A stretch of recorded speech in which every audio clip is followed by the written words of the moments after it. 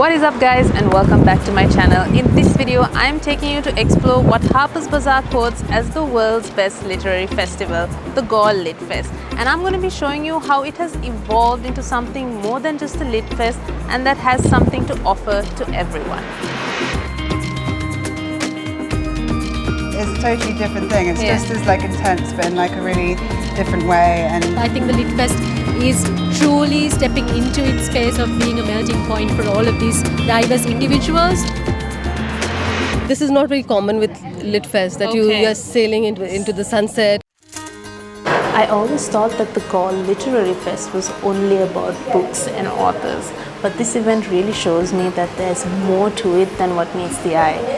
This event is done by the Crescent Ladies Welfare Association, and we're being invited into the home of one of these ladies, a typical Muslim home within the fort, and we are being welcomed in and shown how to cook a traditional Muslim dish, the biryani as well as the watlappang. And it's been done by a lovely group of ladies who are so friendly and welcoming, and it really is an enriching and immersing experience. So just come inside. But everything depends on the rice that you use. That's the secret thing about the goodness of the biryani. The value of an event like this is truly priceless. I've been to the Galle Fort multiple times, but this is actually my first time that I get to step into one of these beautiful homes that the locals actually live in and be welcomed in so warmly, and laugh and joke with the locals and have them teach me something that is so special to them. That is not something that I expected when I came to the Galle Lit Fest, but I realize now that this is something that I don't think you can really experience on the fly, and it's made all the more special because we're sharing it with so many other people, with foreigners and travelers and a lot of people who are passionate about this kind of thing. There are over 100 events happening across the 4 days of the festival, which include author talks from prominent international novelists such as Anthony Horowitz and Mary Beard, to panel discussions with rising authors such as Amanda Jayatissa. And the best part is that there is a variety of themes for you to choose from based on your personal interests. We are here at Chambers, which is a very popular Middle Eastern restaurant here in the Galle Fort. And inside we have Amina Hussain, who is an author, speaking about her book, which is about Ibn Battuta in Sri Lanka. Now this is really interesting for me because I didn't even know he visited Sri Lanka, but apparently he did in 1344, and she's speaking on some excerpts from her book. It depicts and details his visits in Sri Lanka. One thing to definitely note, and we've already learned a lesson from our first visit to our first talk, is that if you do want to get good seating here, it is imperative that you come on time. We are a little bit late, so if you can see behind me, it is packed. I could barely get a foot inside. So if you do want to get good seating, come on time, or in fact, come a bit early. It happened that the year that Ibn Battuta came, 1344. I would go as far as to say that the Galle Lit Fest is probably one of the best times to visit the Galle Fort because it's so lively. There's a lot of people, and because of the fact that there's a lot of people here doing events and shows and talks, all the shops and everything around the place also is really lively and happening and open. So this is one of the best times to visit the Galle Fort, and it's really nice to see so many people gathering together to share things that they're passionate about and to share their art and creativity, and it really feels like a gathering of unique minds from all around the world.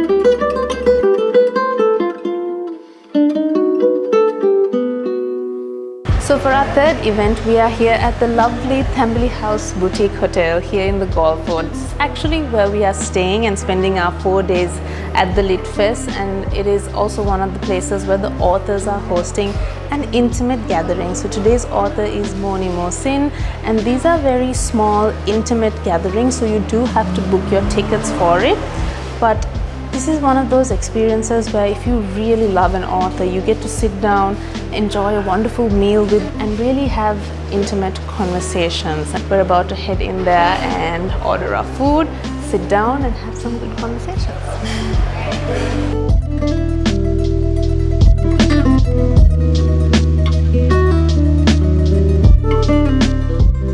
So the lunch that we're sharing with Moni Mohsin has been organized by Chef Emily Dobbs, and she has her own cookbook which is called Valigama, and she's taken a lot of inspiration from Sri Lankan ingredients and dishes throughout this meal.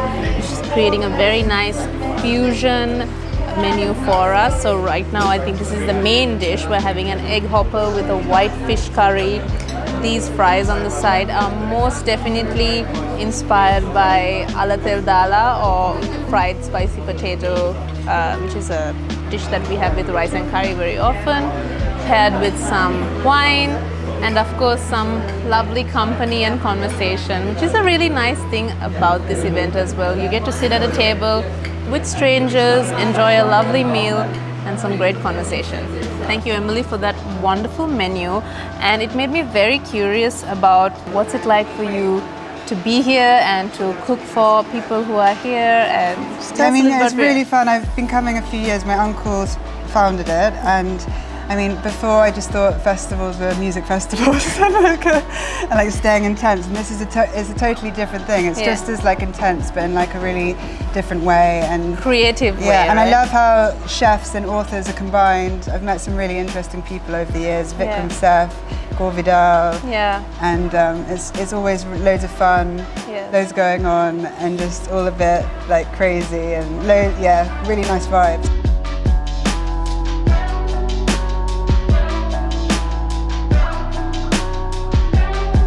While majority of the events do take place within the Galle Fort, there are quite a few that take place outside and around the region, which gives you a great opportunity to explore around the area. So this event is happening at a very iconic hotel here in Galle known as the Lighthouse by Jetwing. Now, while this is another author's event, it is very intriguing simply because it is a collaboration between the author Shehan Karunathilaka as well as the owner and founder of Hoppers in London, which is Karan Gokani. And the collaboration is very interesting because there is a love for Sri Lankan food that is shared between the both of them, as well as a love for Arract. So this is an Arract tasting as well, and there is a very interesting connection between Arract and the book that Shehan has written, his first book, Chinaman. So I haven't read the book, but he did read us an excerpt from it, and it was quite interesting. So we are definitely going to be trying some amazing Arract cocktails, as well as some Sri Lankan cuisine, some snacks. I thought of the Galle Lit Fest. I didn't imagine myself having an author event at this beautiful outdoor location, with an intimate gathering, having an Arract tasting and really delving into the history and depth of Arract. I mean, we learned quite a lot about how it is a fine alcohol that predates even Scotch, which is quite impressive in my opinion. But also we get to delve into Sri Lankan cuisine with a world-renowned chef who has taken Sri Lankan cuisine to the world over with Hoppers. And of course, Karan seems to be somebody who has a deep love for Sri Lanka. He was talking about how his Sri Lankan friends, families have actually given him influence into his menu and his recipes. One about my visit to Navasini Hospital, all the tests that I took for.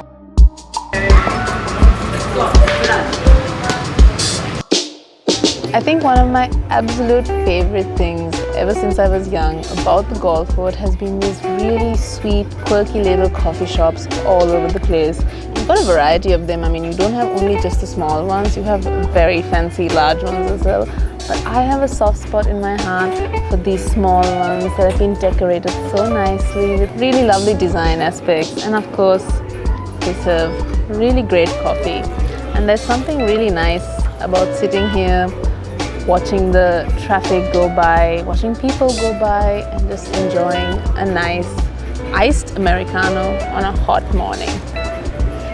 So I wanted to start this off. This is about good business. So what is good business? We're with Randhula right now, and we just came out of her talk, which was about doing good business, and we really resonated with the talk between you and Channa and Abdal.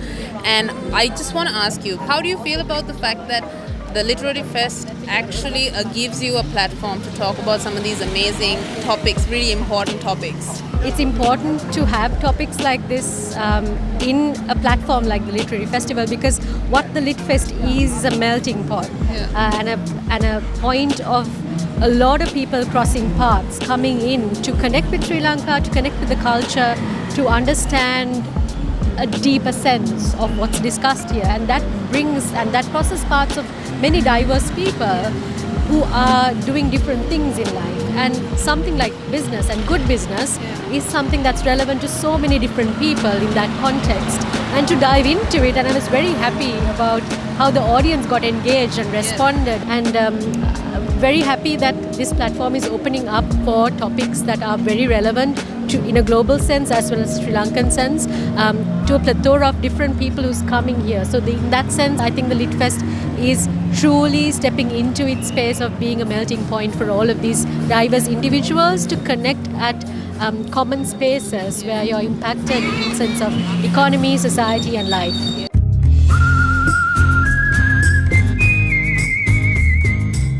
You know, the more I think about it, I think the festival is an absolutely great way to explore the entirety of the fort. And this is because all the activities are kind of spread out throughout the place.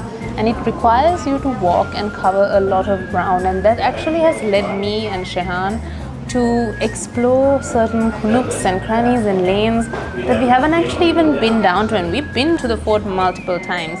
We just kind of beeline to our favorite places.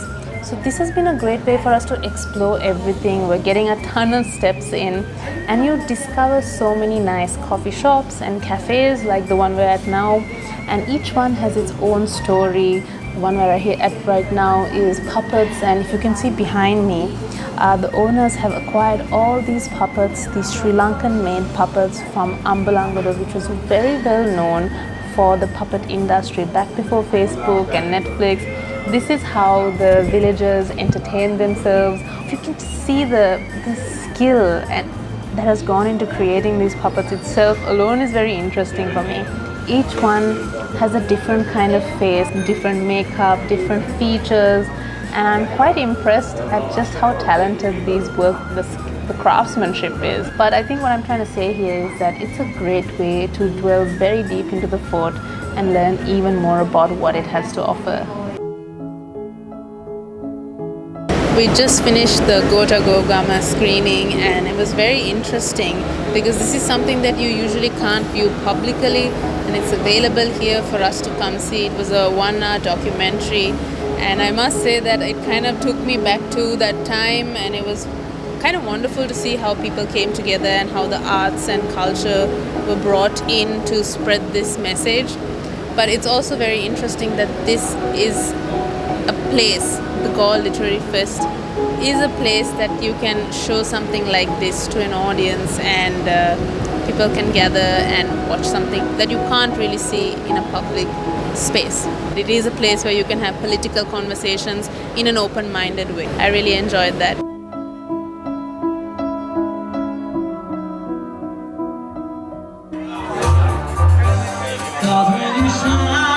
Now what's a festival without a good party? And there's quite a few of those spread out through the days here at the Galle Literary Fest, and it's really awesome because you get to spend the day enriching your mind, and in the evening there's a good party or two for you to hit up.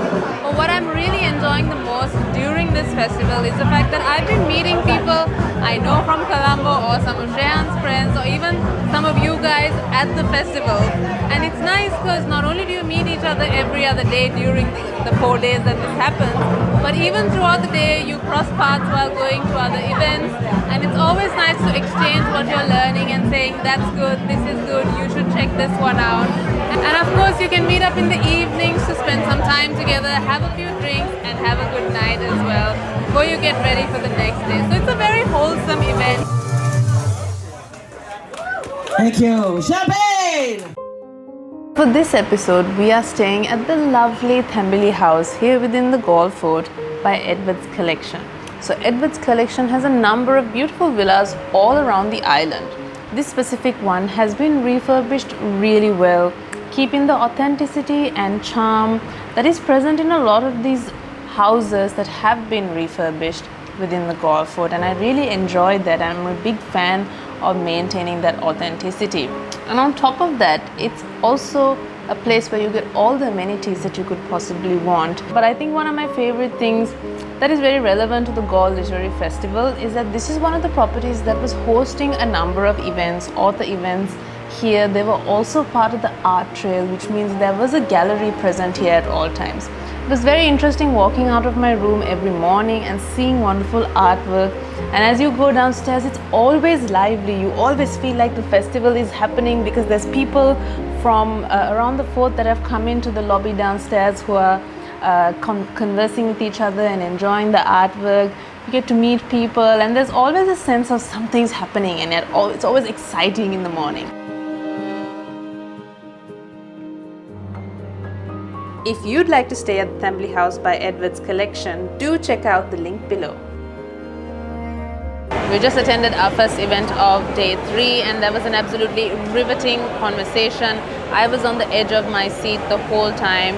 It was about a revival of tourism, and the panel members were incredibly interesting.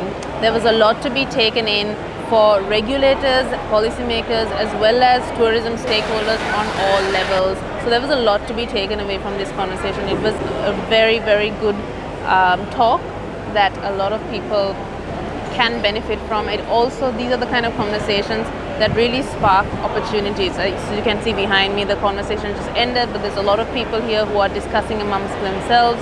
So there are opportunities that are born out of conversations like this as well. The Galle Lit Fest actually has subsections to it, and one of them is the art trail. And the thing I love about this is that this is a great way for you to explore inside some of these beautiful villas and bungalows, because the art galleries are spread out all across the Galle Fort. So you have each individual artist showcasing in certain places. Some of them are actual galleries like the one that I'm about to go in and see. And of course there's another subsection of gourmet food as well, where chefs get to display their talents across the fort as well as outside the fort. So there's a lot of discovery to be had here at the Galle Lit Fest. Let's go in and check out this gallery.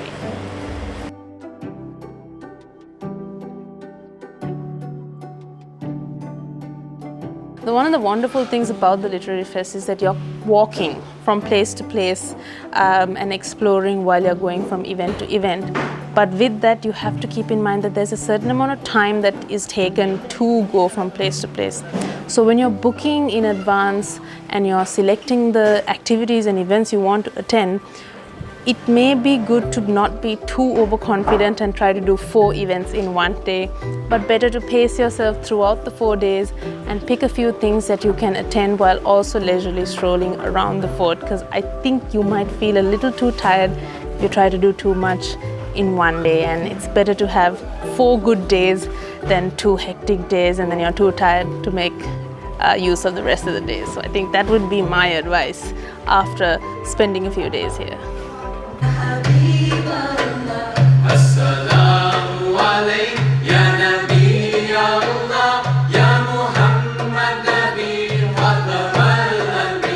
So we are here with Vinod from Parrotfish Collective. You may have met him already if you've seen our Kumana video.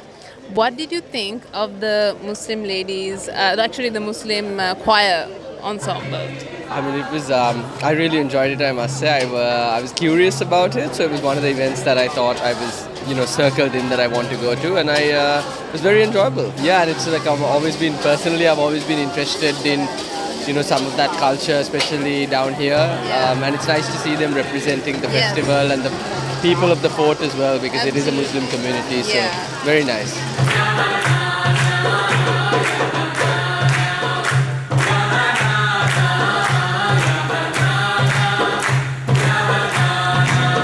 Well, this is an exciting experience. We are about to set sail off the jetty right here from the fort, the Galle Fort, and have a sunset cruise with Sail Lanka, as well as the author who's going to be on board with us today. We're going to have some cocktails and enjoy the beautiful sunset and just take everything in. And this is going to be a nice relaxing event for me, simply because we've been running around and kind of hustling and bustling throughout the last 3 days. So I'm looking forward to this one. We're with Shireen here, and we're on this lovely Sail Lanka cruise, sunset cruise with some wine. Cheers to that. And this is something interesting that you told me is that you've been to a number of Lit Fests around the world. And what I would really like to know is, how has your experience at the Galle Lit Fest been relative to those? Of course, I mean, it's just amazing. The setting, you know, the place itself, Galle, and like one has to walk from one venue to the other, and so sometimes it gets a little warm, but it's a beautiful walk. The place is so beautiful that you just forget about the sun and the heat. You know, I think a lot of thought has gone behind putting all the programs together, and each of these events have been very thoughtfully put together.